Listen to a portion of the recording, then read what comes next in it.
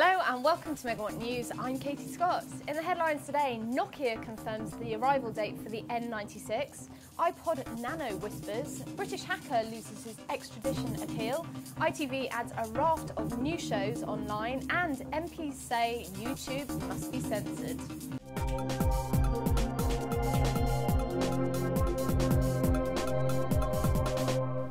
It was announced way back in February at the Mobile World Congress in Barcelona, but Nokia has finally confirmed when we will actually see the N96, and it's arriving in the UK on the 1st of October.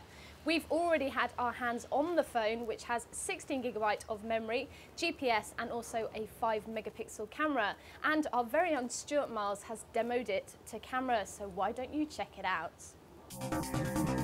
A little while ago, we reported that 9to5Mac had heard that Apple is working on a new iPod Nano.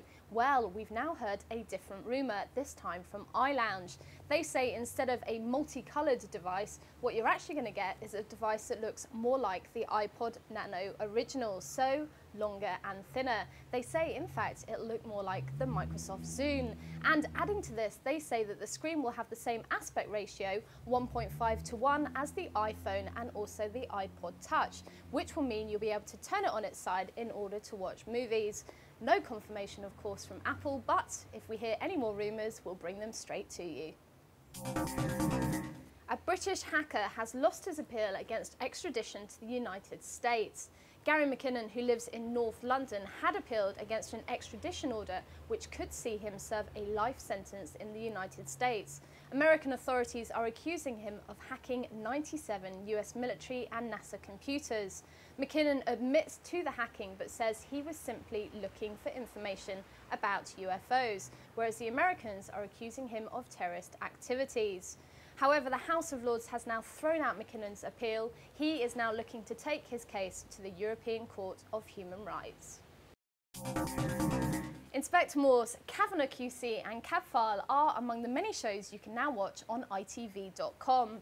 Due to a new deal, a whole raft of old favourites have been added to the online streaming service.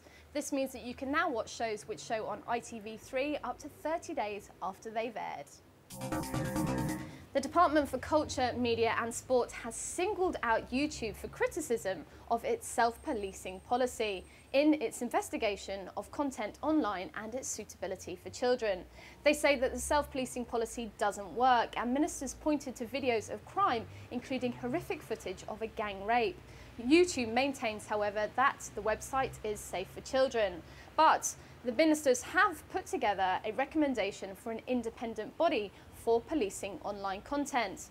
This is part of a wider investigation following on from the Byron report into protecting children online, and it includes ratings for online games. All the recommendations are online at Pocket Lint, so check out the stories.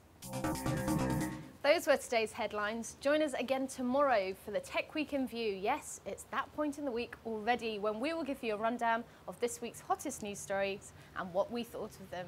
So make sure you tune in. Thanks for watching.